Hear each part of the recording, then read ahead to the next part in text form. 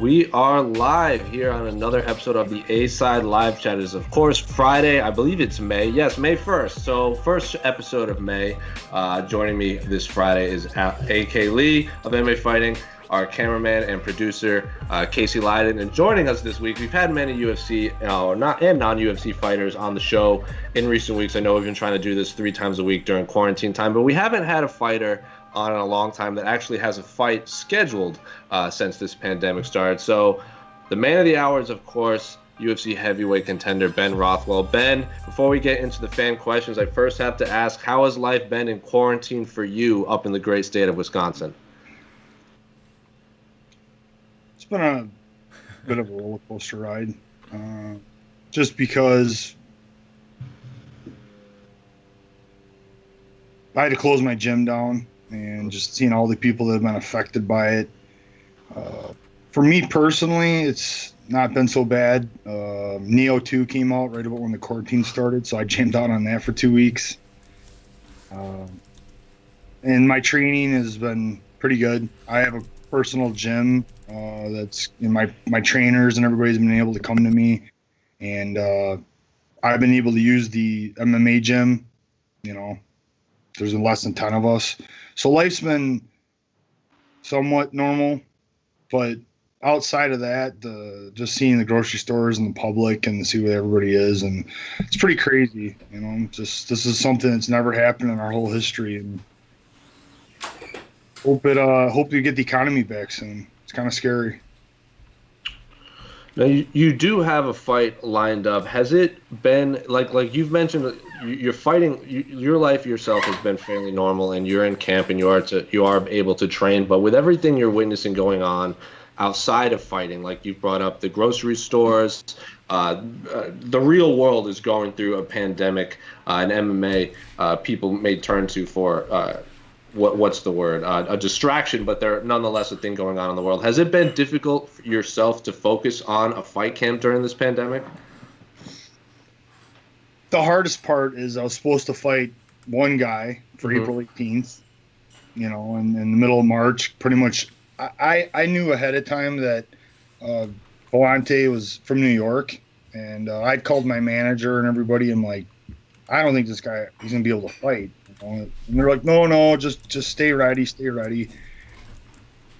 And then he couldn't fight. He eventually said, "There's no way. New York's shut down. I can't train." So I wasn't mad. I was just like, you're gonna find somebody. Then UFC canceled all the events. It's just a lot of limbo, but my manager was still like, "You got to stay ready. They're gonna try and do a show." And I'm like, "How are they gonna do a show in this?" I got a call that they were going to do something in May, and I was matched up against Maurice Green. I was just like, whatever, it's a fight. Wasn't exciting, but, it's a fight. And it was cool that the UFC was still going to try and do a show. So I was trying to, stay focused. So luckily I kept training, but that fight fell through. And then just, a week ago, got matched up with OSP. At least I got a fight. I think it's a bigger fight than the other two, but it's been a roller coaster ride. Am I fighting? Am I not fighting? 3 different opponents. Where am I fighting? That was the biggest thing, is where are these fights going to take place? So, Ben, how weird is it when you got the OSP call? Because you must have seen that name and you'd be like, wait a minute, this guy isn't even in my division. Well, how did this name come up? So what was your reaction when you saw that it was a light heavyweight that was coming up to accept a fight with you? I had already went through that with the first opponent from Volante. Oh, Volante. True. So I already went through all those emotions of these guys are moving up to heavyweight. They think the heavyweights suck, or John Jones is beating everybody. They're running from them. So I kind of got over it. I see that guys like Daniel Cormier and, even go farther back, Randy Couture, I think they really open the door for guys in that weight class, that weight area, to fight wherever, up and down. Why do you think that is? You said that these guys think that that the heavyweights suck. Why do you think that is? Why do you think that these light heavyweights are kind of coming up and thinking that, I don't know if some of you guys are going to be easy pickings, or what's the deal with that? Technically, from what I can see, it's what why Curtis Blades is having so much success. And I feel like it's a wrestling, it's a jiu-jitsu thing. I feel like a lot of the heavyweights, it's the old rule of first heavyweight to get a takedown wins the fight. That was the old saying back in early 2000. I don't know if much has changed. I mean, you got your couple of guys that are okay, but I think for the most part, it's a speed factor. I feel like the guys at the 220, 230 feel like they have an advantage. They can go up or down, and they feel like, you look what Randy Couture did. You know what I mean? He was really good at getting his takedowns. He'd wear guys down. He could beat the bigger guy. And I think some of that stands true. But you got guys you got to be careful of at heavyweight. And, of course, there's always the power factor. I think all the heavyweights down the board bring a danger factor that doesn't exist in any other weight class. So, do you think someone like John Jones, like people keep talking about him coming up? Do you think he'll have a lot of different? He himself has said he's worried about the stuff that happens at heavyweight. So I don't think he's overlooking the division. But when you see someone like him, do you think his skill set immediately translates and that he could, would be a favored fighter up at heavyweight? I think wherever John Jones fights, he's John Jones. He's gonna bring a level. He's gonna bring a what's the word I'm looking for? He's gonna bring a lot of hype. You know what I mean? The guy has skills that can win anywhere. I feel like a guy like Tony Ferguson, Khabib, I feel like these guys could win. They could beat guys bigger than them. I feel like this kind of exists everywhere. I think it's something Fedor always showed over the years. It doesn't matter your size. You're a badass. You're gonna win a fight. If somebody pushes your wife down in front of you, are you gonna go, "Oh, what's your weight class?" and give me a couple weeks to get ready? No, you fight. That's what a real fighter does. He'll win wherever against whoever it is. Well, I think even looking back on your career, I believe you have fights against Chris Ostrowski, Brandon Vera, like you brought up Vellante. Like you specifically, why do you think they match you up with these light heavyweights that want to come up, or even heavyweights that eventually go back down? In the past, I'm not sure. It just happened, circumstances. I think that's kind of what it is now. Mm-hmm. This right now, especially, they're had to find fighters in the United States, so that cut it down. They had a list of 6 heavyweights. We talked to 5 of them that were injured, or they didn't have enough time to get ready, whatever it was. Maurice took the fight, then Maurice pulled out. So I think it really just came down to OSB said he even had an idea. It was like, if you want to fight, this is the fight. And he, I think him and Vellante, I think it's a weight cutting issue more than anything. I think they're looking at, I just want to fight. I can fight whoever. I don't have to cut the weight. That's the biggest factor. Yeah, but we had Sarah Kaufman on a few shows ago, and she was saying she hopes everyone fights higher up, considering when you cut weight, you're probably more susceptible to bacteria, catching a virus, or anything like that. So I think you're right on the money with that. But of course, this is not our show. This is the fan show. I'm sure they have a million questions for Ben. I don't know why this popped into my head, but you fought in IFL, if I'm not mistaken, correct, for a lot of fights. And just coincidentally, there was a long thread of fans' memories from the IFL. So before we get into the fan questions, I want to ask you specifically, because I have fond memories of watching the IFL. What were some of your fondest memories from competing in that organization? 15-second knockout of. I was hoping you would say that. I was actually going to post a video and be like, I taught Conor McGregor how to beat Aldo, because it's very similar. That was not my ticket into MMA, but that got me back into it after a while. I loved that promotion so much. So I'm actually even more happy to speak to you this episode. But Casey, our producer behind the scenes. Can I ask Ben? Ben, were you involved at all with the IFL rap? I can't remember the video exactly, but I'm sure you've seen the IFL rap. Were you involved with that? Did you wish you were? That video is so bad. I'm very thankful to not be a part of it.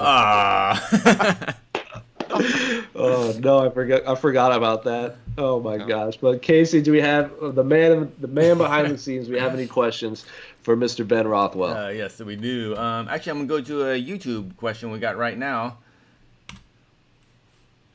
From Aaron Jackson. Ben, are you going to hit the go-go choke in your next fight? Yes, you are famous for the go-go choke. I believe you caught Josh Barnett and Matt Mitrione with that choke So talk about the choke and how it's set up and everything. And to answer Jackson's question, are you going to hit it in your next fight? It's all about opportunity, man. It's what presents itself. You don't force a knockout; it happens. Chuck Liddell said it best: when you try to force a knockout, it never happens. So when it comes to you, you take it. The submission game's the same way. I don't force anything. I take what I'm given. That's usually when I'm fighting my best. Casey, have you ever practiced the go-go choke yourself in camp or while you're training? Oh, right in these mats right here. No, I'm way too novice for such an advanced move. I remember we actually interviewed you. Maybe it was after your Barnett win. I think we tried to ask you the same question. You were like, no, secrets. Those are secrets. But I think you threw it on. I think you might have put it on aerial for maybe half a second, just to kind of give him just a taste of what these guys. Well, they want a detailed explanation of how I do it. Yeah. His piece is the guillotine, so that's great. Keep thinking that. Have you seen anyone else use your signature choke since you started to implement it in the octagon, like an opposing fighter that maybe you're watching a fight and he had an opportunity, or if he actually hit it the right way? I see lots of opportunities, but nobody knows. Luis is something that Luis came up with. Rickson Gracie asked Luis, "What is this?" Wow, that's pretty awesome. Huh. Wow. So we have the Von Flue choke and the go-go choke facing off in the battle. Thank you, Aaron Jackson, for your question. I was hoping somebody would ask about that choke. Actually, I want to ask about the Von Flue choke. To Ben, what makes OSP so successful in him landing that so often? Is it just his opponents just not paying attention, or is it his body shape, or what do you think it is? Well, it's a big guy to have a shoulder put into your throat. So we've had the choke. We've been working on it. He gets people that commit. They don't know any better, and they try to go for a guillotine, or they put their arm around the back of his head. And if he locks it up, he says there isn't a way out. And I would like to show him, not in the fight, afterwards. I'll show him. But it's brutal. If you don't know what you're doing, that choke's gonna end you. He's a big guy that he gets up on his toes and he puts that shoulder into your throat. And if you don't know what you're doing, which if you look at the 4 guys that he caught in it, they didn't have any clue. He had Glover Teixeira in it pretty deep too, but Glover got his arm out and reversed it and ended up winning that fight. But even Glover, for a second, you could see it was like a look of surprise, like, how did I get here? Why am I here? How did I get here? So he's good at it. He's good. I see his setups. Definitely something to look out for. Okay. All right. We got a question. Here we go. From Jones Eats Cormier on the site. Don't call me Benjamin. I'm crossing off his question. That's a no. That's a big no. That's a big no. My birth certificate says Ben, so I gotta rep my name. Wow. Anyway, I forgive you. So, hello, Ben. Which MMA fighter did you always want to fight but never got the chance? Oh boy.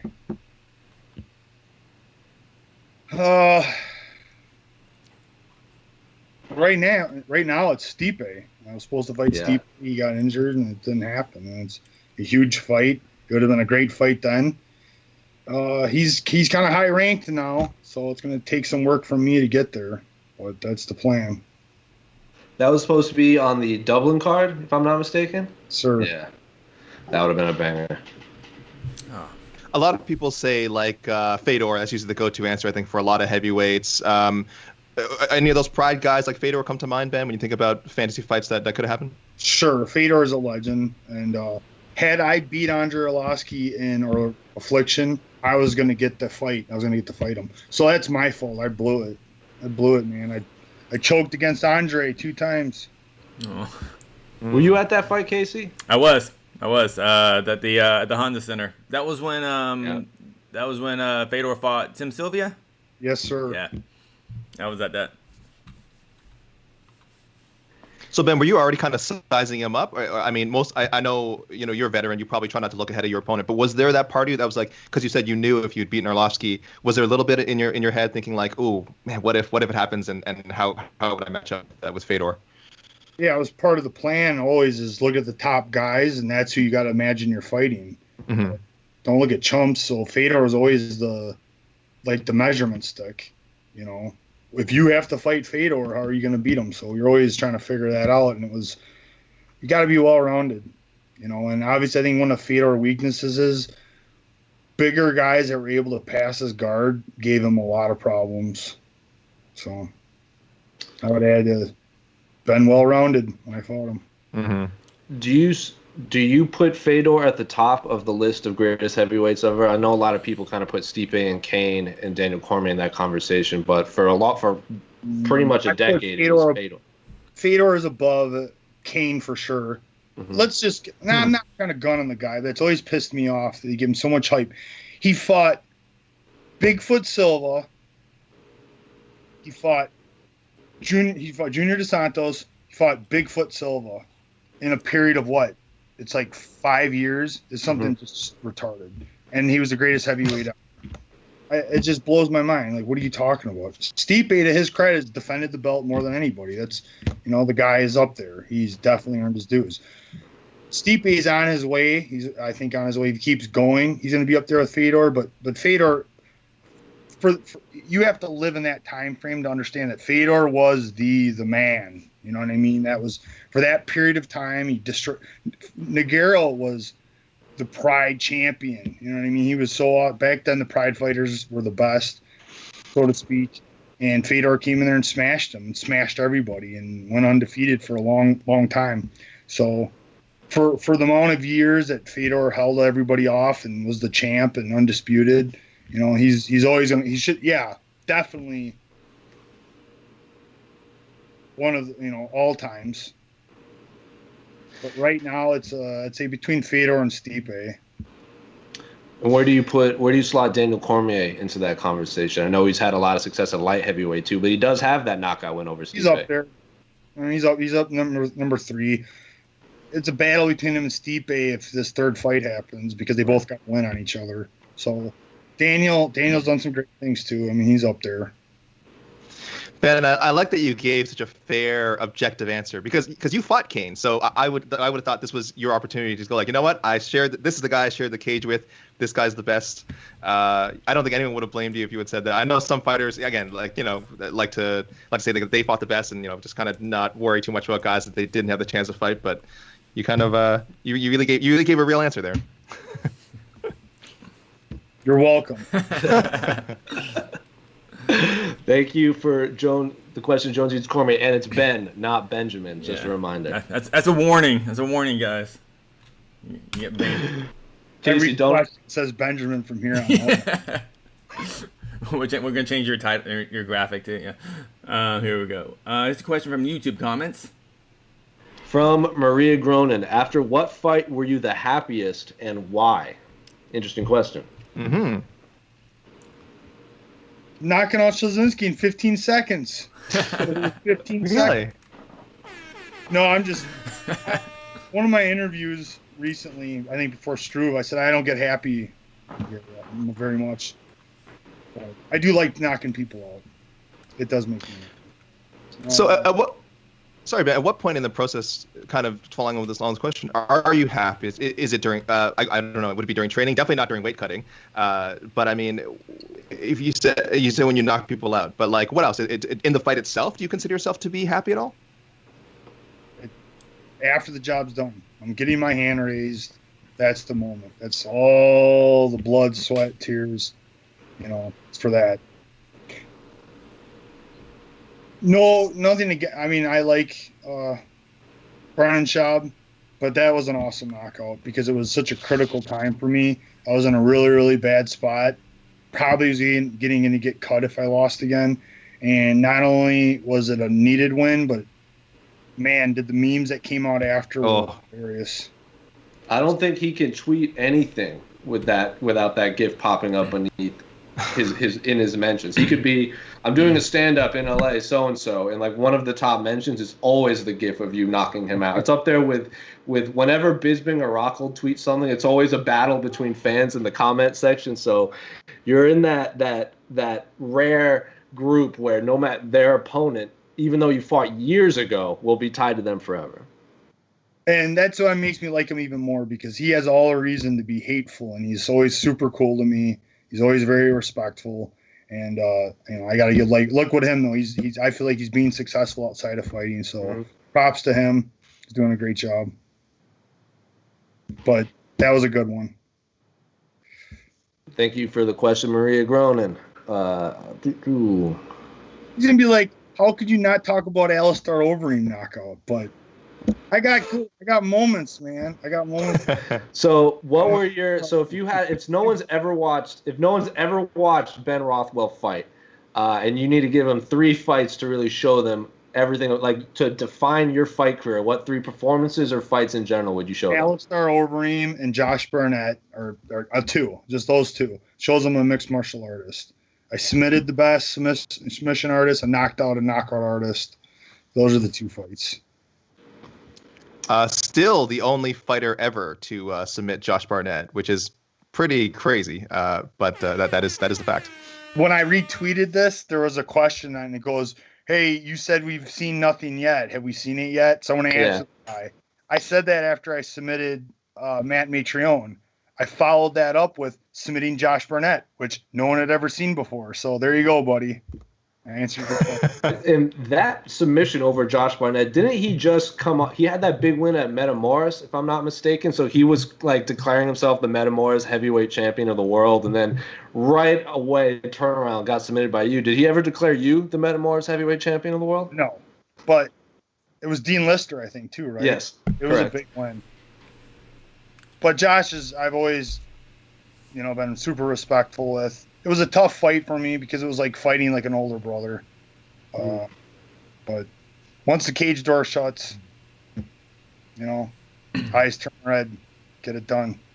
Did you and Josh train together, or just because you guys have been in the game so long? Just in the game so long. Yeah. Cool. Tim Sylvia trained with him. Tim Sylvia actually said before, we hadn't seen each other in a couple of years, but Tim was like, "Oh, Ben's in trouble. Ben's going to get smashed." I was like, "You fat fuck." Wow. I know. That was a good FU to him, too. No love for the mate. Josh loved him. Like, they went and trained, and apparently Josh submitted him like 15 times in like 10 minutes, and so he was pretty scared of him. No love for the maniac? He had some good times, but I don't know. Mike C said something. Mike Susanolovich, we used to all train together. He made some comments online. I'm not even a part of it. And Tim jumps on and starts talking shit about me. And I'm like, what the fuck, dude? I didn't say anything about you slob. We'll fall off the hook. Oh, my. Well, this is your chance to fire back. I'm glad that we had you on because, you should be able to defend yourself. Is that someone you wanted to fight ever? Like when he was still fighting? It did. You did? When did you fight? Oh, you didn't? When did you fight him? You had like 2 billion fights, man. 3-round fight, man. Wow. Oh, yeah. 2001. I fought him. Get this. 2001. I fought him in the Quad Cities where he was training at the local nightclub that he went to, and the 3 judges were his training partners. So, thank you, Cox. It was Ben's 5th career fight in Davenport, Iowa, August 2001. So don't blame you if you missed that one on the Tapology sheet, Casey. I had to scroll so far down to see that one. That was, oh my goodness, 2001. And things weren't recorded well back then. That was my 8th pro fight, and they don't. So I actually got a few more wins they don't know about. Really? Truth. Jeez.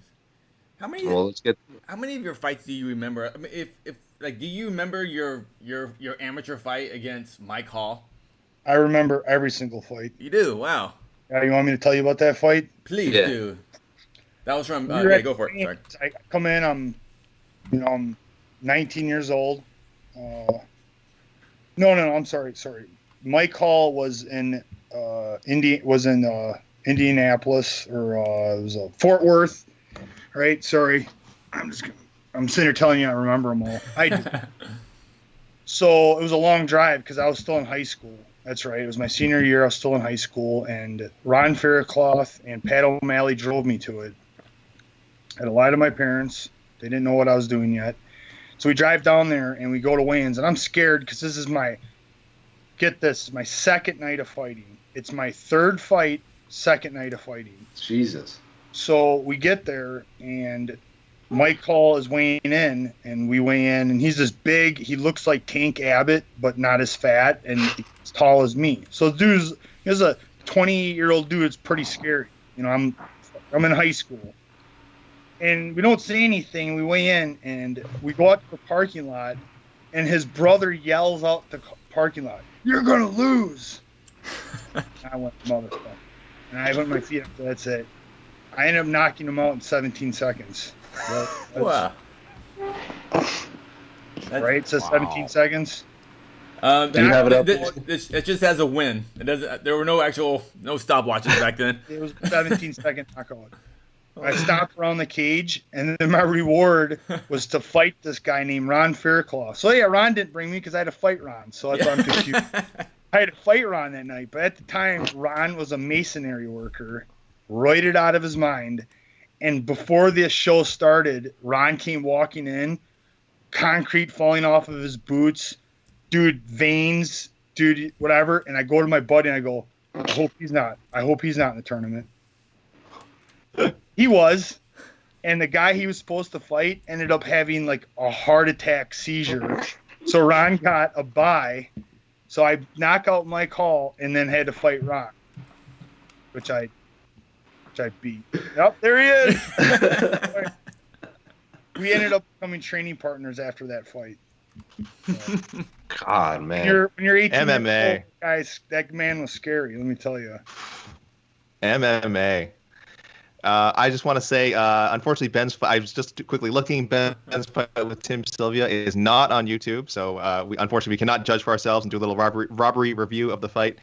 But I will definitely take Ben's word for it that there was something fishy going on with the judging pool. There was something fishy, but he won. Hopefully, honestly, though, he won the fight. I'll give him. I mean, okay. You watch the whole thing. It just was stupid that I'm fighting a guy who's the judges are his training partners. It was just such a bad time. Bizarre. Stupid. Guess how much I got paid for that 15-minute war? $50. 500. A meal. Come on. Oh, I haven't heard that name in a while. I got $250, and he gave it to me, and he says, "Don't spend it all in one place." And you fought Travis Fulton, right? If I'm not mistaken, you're one of the 4,000 people that's fought. And can you believe he's still fighting? That is, wow. I think his last fight was in 2019.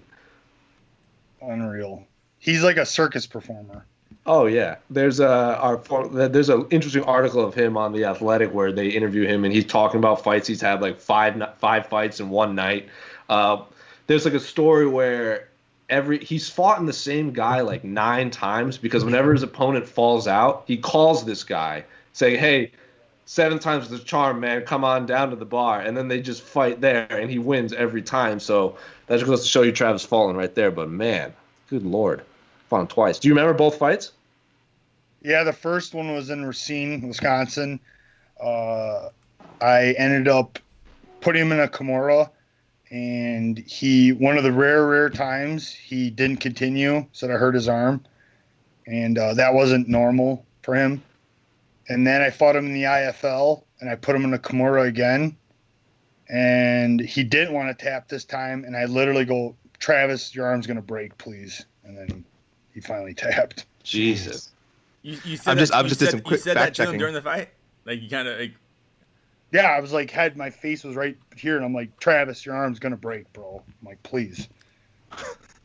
Wow. Tap. So you're a nice guy in there.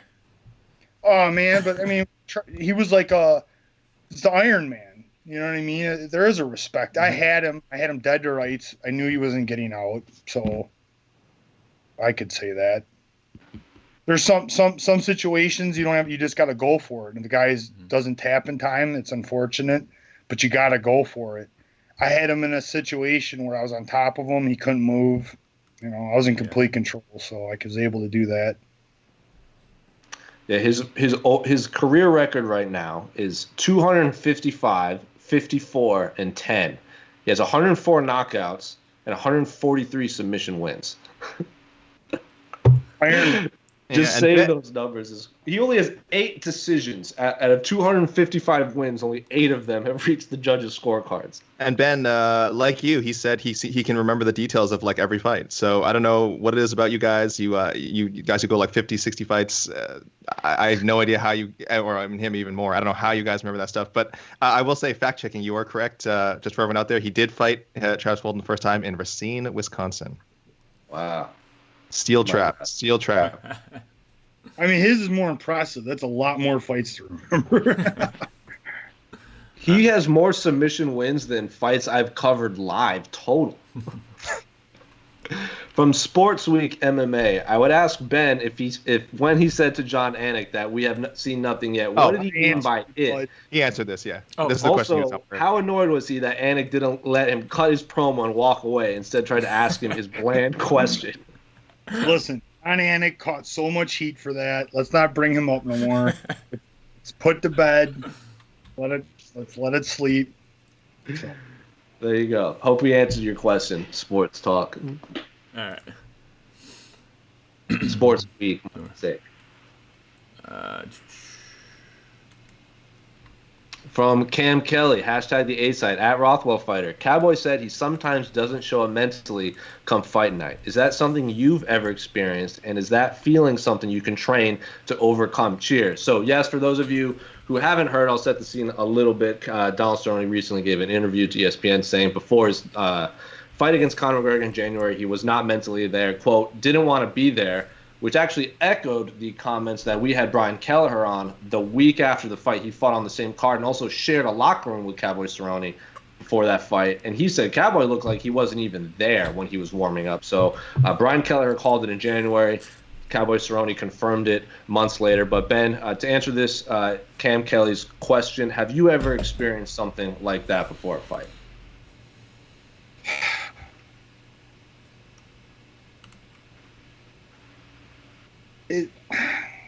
I've experienced something where I'm not myself. The last Andre Arlovski fight. Mm-hmm. We found out I had a lung infection. You know, they're making excuses. I don't make excuses, but it is what it is. I got diagnosed with lung infection. They put me on all sorts of stuff after. I had to get x-rays and MRI of my lungs, all that. I wasn't myself. In the fight, I mentally wanted to be there, but your body is just not responding, and it sucks. So if something happens, you know, it's a scary place to be. You just can't be yourself, but you're in this cage. You got to do it. So I can definitely relate to what he was feeling. You know, I don't know, mentally something could have happened. Dude, it's such a dice roll. You do all this training, and the night of the fight, something can happen. You don't put in the right vitamins and minerals, things don't function, your body's low in magnesium. You know, that costs you a fight. It's definitely a scary thing to happen because you got to go in front of millions of people and put your ass on the line. But that question... You know, the other... Oh, sorry, go ahead. What? Go ahead. The other interesting thing Cerrone said was he kind of phrased it like, I wasn't Cowboy that night. And a lot of fighters have sort of spoken of like an alter ego, you know, when fight night comes around. Brandon Moreno recently, you know, the Assassin Baby, he recently said like, oh, I'm Brandon Moreno when I'm at home and when I'm training and when Baby 2.0, and I kind of tune out. Did you ever find any use for having sort of like a fight persona, like to separate yourself from, you know, your civilian life? You know, is there a difference between Ben Rothwell and Big Ben? It's like a yes, no. I kind of like, I'm that all the time. but you can't be it. You can't do that because I'd be trashing society and I'd be. So I've laid it out to my heart rate. When my heart rate breaks a certain level, I'm very different. And by fight night, once I get into the cage, I'm pretty sure my heart rate is around that, and I'm different. I speak differently. My mind thinks differently, and I am like a different person. But I'm always that person. I don't try to kid. I don't lie to myself, saying a split personality or anything. But there's like a switch. I think you've heard it in the past. We say there's like a switch. It's an intensity. Right now everything's got to be calm, and like I said, I use the incident something out on the street. Something happens, someone pushes your wife down in front of you. That switch, there's like something goes on in your head. You're something else. You can't talk reasoning to me. My objective. There's one thing that's going to happen, and when I'm that person in the ring, that's when I fight my best. That's when the Big Ben comes out. You had mentioned in your Andrei Arlovsky fight that you said like you were mentally there, but your body, physically, you might not have been able to perform the way you wanted to. For those of us who have never experienced that, those remind me of what Tyron Woodley said after his loss to Kamaru Usman. He said the whole time he was telling his arms like throw a punch, throw a kick, go for a takedown, but his mind and his body were not working together. Like he was basically watching himself, telling him to do things, but his body wasn't reacting. So for some people who have never experienced like that, what's it like being in a fist fight and your body not being able to do what you want it to do? A lot of bad emotions, let me tell you, because you're here and you're a fighter. You can't anything that you do that results in, hey, give me a timeout. Oh, let me fix this. No, the fight's over. You quit. So you just do it. You're just like, this sucks. This hurts. I make the most of it, because you're in that situation. You're in that moment, but it really sucks. I know exactly what Tyron Woodley was feeling, and it can happen to anybody. It has. That's what MMA is. That's why Khabib is so special. To have a record like his, it just doesn't happen. In majority of the sport, everybody takes at least a loss because you have that night where you just can't get your mind and body to cooperate. Could be a sickness. Could be a lot of things. Can you think of a night where that happened and yet you still pulled out a win?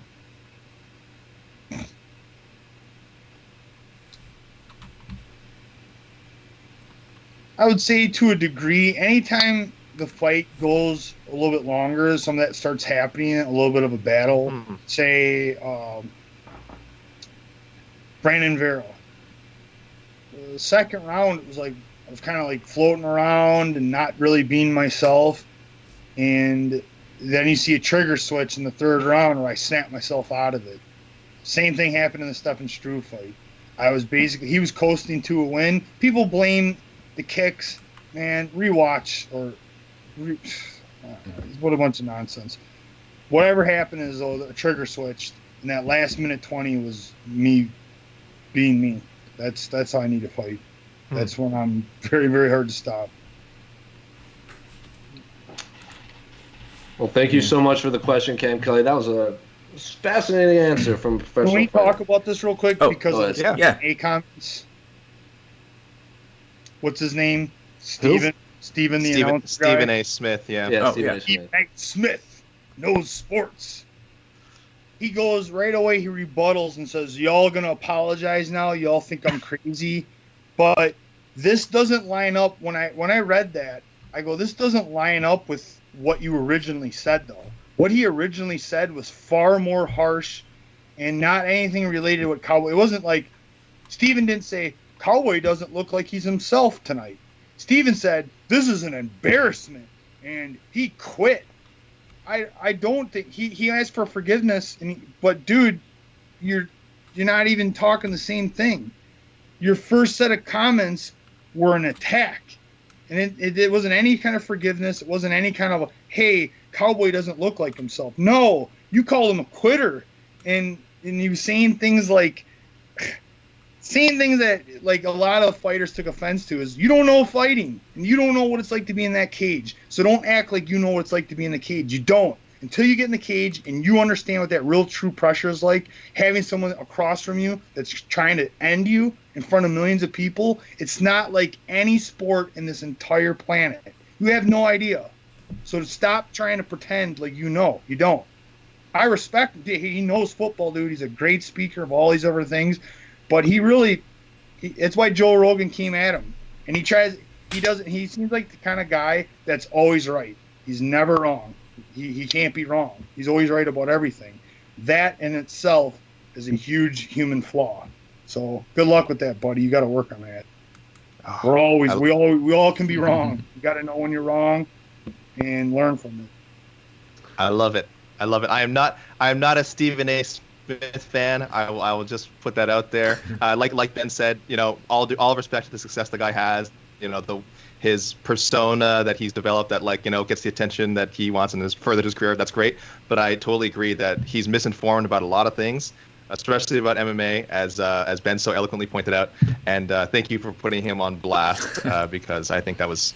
No, honestly, I think that was very necessary. I'm not a fan of the man's comments at all. Honestly, not just in regards to MMA, but that's a whole other thing. Well, yeah, we just answered that question. We just got this one. Yeah, from At the Seaside, with Cowboy saying he wasn't himself fighting McGregor and definitely, quote, didn't bring it in that fight. Is there any way Conor McGregor fights Khabib right after that? So this individual just asking about would Conor fight Khabib again? I mean, sure. Yeah, I guarantee he would fight Khabib again. He said it a million times, right? I'm not mistaken, right? He said he's wanted that fight 1,000 times. Conor? The rematch. Yeah. He doesn't want money. Yeah, right?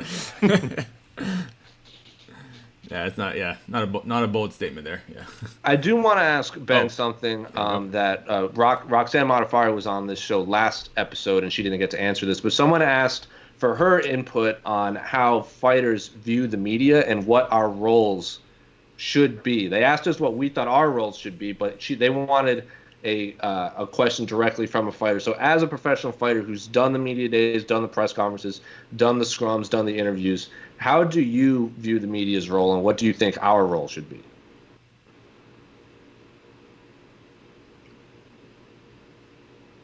Exactly what you guys do. It's to spread the word and the knowledge and to show MMA to everyone and to talk about it and to get people interested in it and talk about it.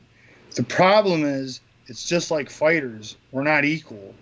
And one bad media member doesn't speak for all of the media, but people like to do that. Oh, this person did that. All media is bad now. It's such an ignorant way, but that's human nature. That's how we've been doing that with everything. One fighter goes out and does something stupid, so all fighters are bad people now. We know that's not true. So media's it's everything. That's why I've kind of really pulled out the last 3-4 years from social media for my own personal reasons. But prior to that, I had a lot of fun with it. And always, even back in the IFL days and prior to that, I always try to do media and interviews because if we don't spread the word, the sport won't grow. And people need to know what's going on. So that's why I've always tried to help you guys out and do the best promoter media. So you don't subscribe to the fact that fans are blaming the media for the previous cancellation of UFC 249? We got I could tweet like, "This is what I had for breakfast today," and someone will tweet me, "Yeah, well, too bad you're not covering 249. Congratulations." I'm like, I didn't even say anything. I just said this is what I'm having for breakfast. That social media, people get to say just whatever they want, no matter how much nonsense it is. So there was no blame for 249. We're in a pandemic, you point blame at what? The NBA canceled the season. When that happened, I told everybody what was happening after. It was the NBA. It's the March is one of their it's the month they make so much money. So much money was at stake, and they canceled the season. Does anybody understand the magnitude of what's happening right now? So for the UFC to have to cancel a show, it's like, come on. The no idea. The Olympics are canceled. The Olympics are canceled, and that hasn't happened yet. That's still a couple months. It's supposed to be a couple months away. The Olympics are canceled. It's insane. And like, in fairness, to all the trolls out there, I am a member of the MMA media. I may have retweeted something about COVID-19 back then, and before everything got canceled, and then so I might be responsible. So I am part of the MMA media. Maybe that was my fault that the NBA and the Olympics and everything shut down. I shouldn't have retweeted, that news about COVID-19. I apologize. Again, I just don't understand the power that I and the MMA media have. So I'm very sorry.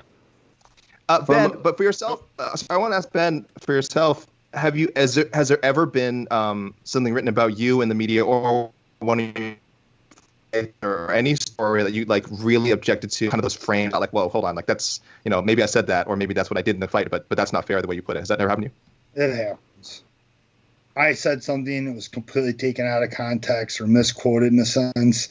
I can't remember. Like I said, it's been a while, and it was, we're probably going back 2014, 2015, and Steve Morocco goes, Ben, stop reading everything. Stay off the internet.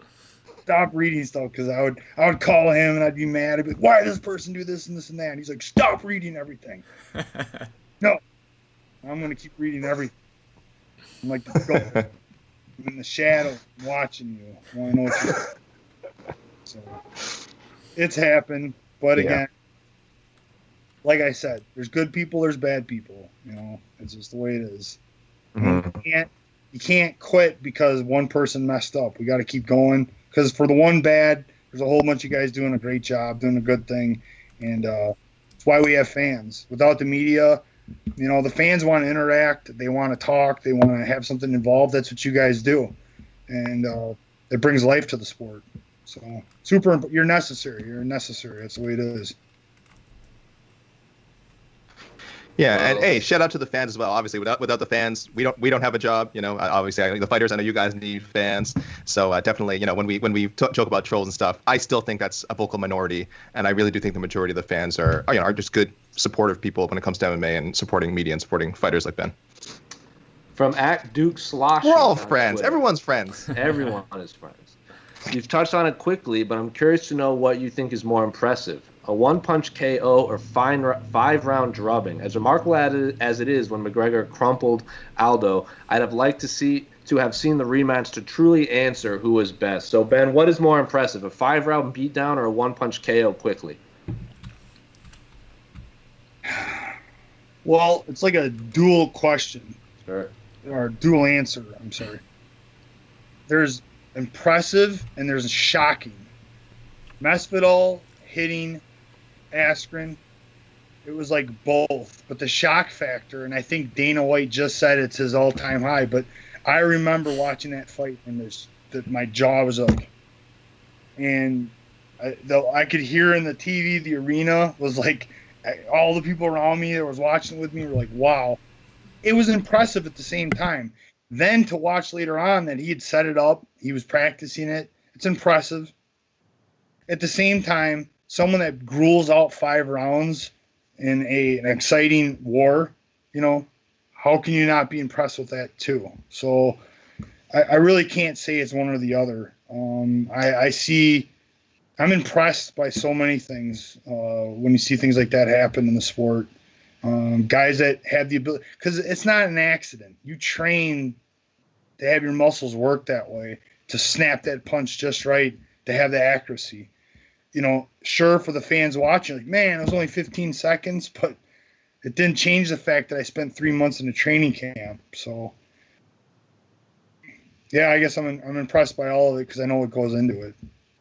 And if you're in the UFC, you get that flash knockout. You're probably going home with that $50,000 extra. Yeah, some extra money doesn't hurt. Ben uses the words impressive. Like, there's a difference between impressive and shocking. I would add informative. I know it sounds like a fight was so informative, but I think there's something to obviously I'm a big I'm Canadian. I'm a huge GSP fan, so to take my comments with that perspective, I definitely really appreciate sort of a 5-round championship defense where like the champion shows just how dominant he is, especially against super dangerous opponents. So for me, I would lean towards 5-round. I definitely would lean towards dominant 5-round decisions. being more quote unquote impressive, or like I said, informative, and kind of letting us know like this guy really is the superior fighter. But like Ben said, shocking is another thing altogether. And certainly when you look at some guys' highlight reels, you can understand why like certain fighters are held in higher esteem than other guys who necessarily always go the distance and things like that. But yeah, I'm on the 5-round side of that discussion. Thank you for the question, Jose? Duke Sloshy. Uh, Alex is frozen. oh no, am I back? You're back. Another question from Cam Kelly. Hashtag the A-side. At this day and age, in order to become a top draw in the UFC, do you need the support of a nation? And is that even possible for American fighters? Ireland has Conor, Canada behind GSP, etc. However, most U.S. fighters' support seems to only go city/state wide. So interesting question. It does remind me of the comments that Chris Weidman made when it seemed he fought like Anderson, Machida, Belfort. He was fighting all of these Brazilians back to back to back to back, and Brazil would really travel to where the fights were happening. And he himself said, if I go fight overseas, America's not following me, but Brazil will follow their fighters. So Ben, do you have any thoughts on this? Have you noticed opponents that you fight can bring their nation over, but say you go fight overseas like you did JDS? The state of Wisconsin's probably not following you overseas, right? Right. Yeah, that's the advantage where the international fighters can get. They can get a country behind them. You see it in Ireland. We'll just use Conor McGregor. They didn't have anything to be excited about. All of a sudden, you got the UFC putting them on a platform, and you see the whole country will get behind a guy or girl. And they become very proud. They have something to be supportive of. And the United States doesn't work that way. Nobody gives a shit. And you gotta really rise to the top in the United States to you gotta get the world behind you. Really, you gotta get the attention of everybody. And even then, I don't think you're gonna have people flying out to you. You'll just get them to buy the pay-per-view. John Jones is okay. He's done some things outside of fighting.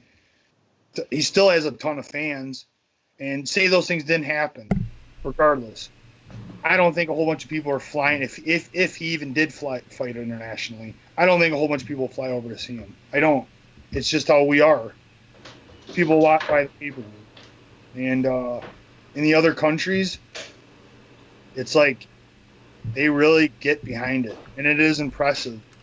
And it's like, I don't know if it's a soccer thing or if it's just because the way the other countries don't have anything else, but they really get into it. It's like their thing to get into, and the UFC loves it because look at the pay-per-view buys for that country explode. So that's why the international market has become so big for them because of that happening. People get behind a fighter, and it's impressive. And it's definitely something that as an American fighter, yeah, it's tough. You got to fight against that. You're fighting the whole nation. Well, is that something you could take advantage of? Like you could basically become a bigger deal. You beat their guy, they're gonna remember you. Like, could you use it as to your advantage? Like, you say the U.S. doesn't get behind you, you go to say Aldo went to Ireland and crumpled him. I went to Ireland. I didn't even get to fight. I just hung out with people there, and man, so much support from Ireland now. The people are awesome. They are that dude. Conor McGregor got it made, man, because that country's awesome. They get behind you, and I'm a bit Irish, but I'm not from there. And just being nice, just being there doing autographs and hanging out with everybody, dude, they're awesome. And so you can win them over. You got to go there and you got to fight for them. And you got to be nice. You got to be a nice person. You got to be somebody for them to get behind. But it can happen. I think we have a question about that, right, Casey? About Ben in Dublin? Ben in Dublin? Or Ireland? I don't see it, but you can ask him. I think there was a fan asked him, before this pandemic, were you trying to get on that Dublin card that was supposed to be in August? Because your first one. Well, he just said he was nice. He said Ben was really nice. So there you go. There you go. That's my point. Another question from Cam Kelly, hashtag the A side. Do you think the UFC could be more popular amongst casuals if UFC fighters were paid more and able to live more luxurious / A-list celebrity lifestyles? I don't think so. I'm not a fashion guy, and I think it's a lot of hoopla. Yeah. What are you wearing today, Ben? What's your fashion? No, who are you wearing? Who are you wearing, Ben? Rothwell. There you go. Oh, that's He's nice. wearing Honey Rothwell. Honey I- Badger. I think. Sorry, guys, if I'm breaking up a little bit. I think the question makes more sense if it's more asked like, if you didn't have to worry about certain like I think worrying about financials might be an issue for some fighters. I don't.